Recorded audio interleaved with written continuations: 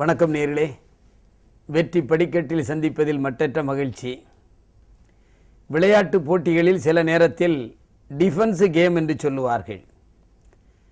அதாவது ஒரு காலகட்டத்தில் நாம் டிஃபென்ஸ் கேம் ஆடி, அதாவது நம்மை தற்காப்பு கலையாக மாற்றிக்கொள்ள வேண்டும்.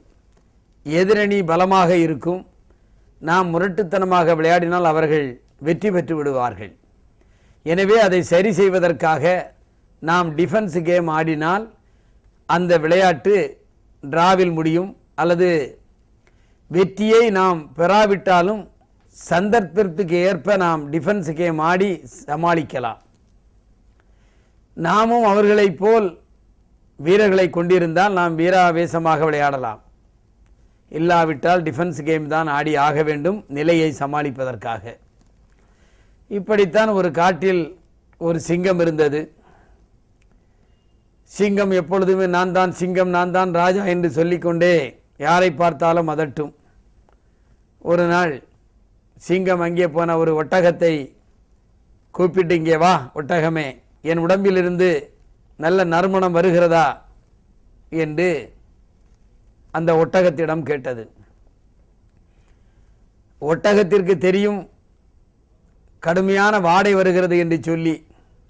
ஆனாலும் சிங்கத்திடம் வாடை வருகிறது என்று சொன்னால் அது அடித்து விடுமே என்று பயந்து, ராஜாவே நறுமணம் வீசுகிறது, சுகந்தமாய் இருக்கிறது என்று ஒரு பொய்யை சொன்னது.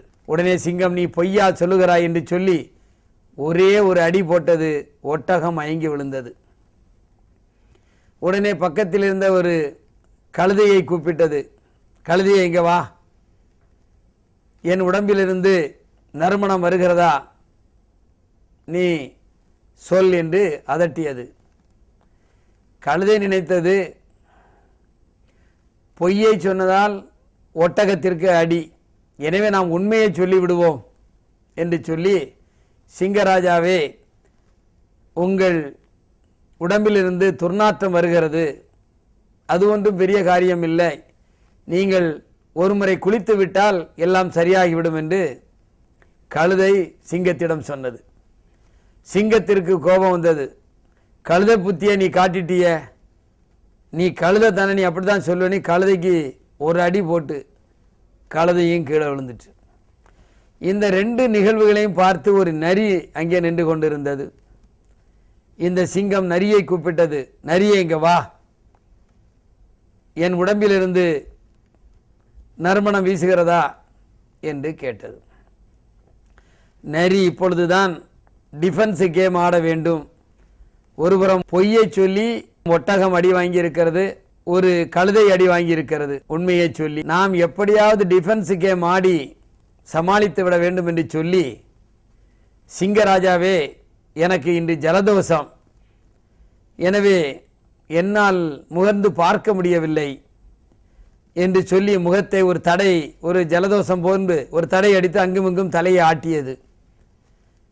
பிறகு சொன்னது, சிங்கராஜாவே, எனக்கு ஜலதோஷம் பிடித்திருக்கிறது, என் எதிரே நிற்பவர்களுக்கும் அது தொற்றிவிடும், எனவே நான் சற்று தூரத்தில் நின்று நான் பதில் சொல்லுகிறேன் என்று சொல்லியது.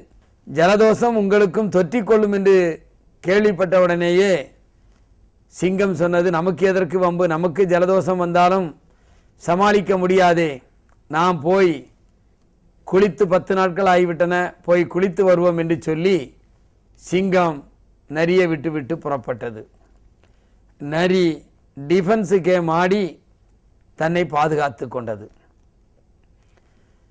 கழுதையும் ஒட்டகமும் அடி வாங்கியதை பார்த்து சூழ்நிலைக்கு ஏற்ப தனக்கென்று ஒரு சூழ்நிலையை வகுத்து கொண்டது அந்த நரி. அந்த பிரசன்ஸ் ஆஃப் மைண்டை வைத்து தான் டிஃபென்ஸ் கேம் ஆடி அங்கே நரி தன்னை பாதுகாத்து கொண்டது.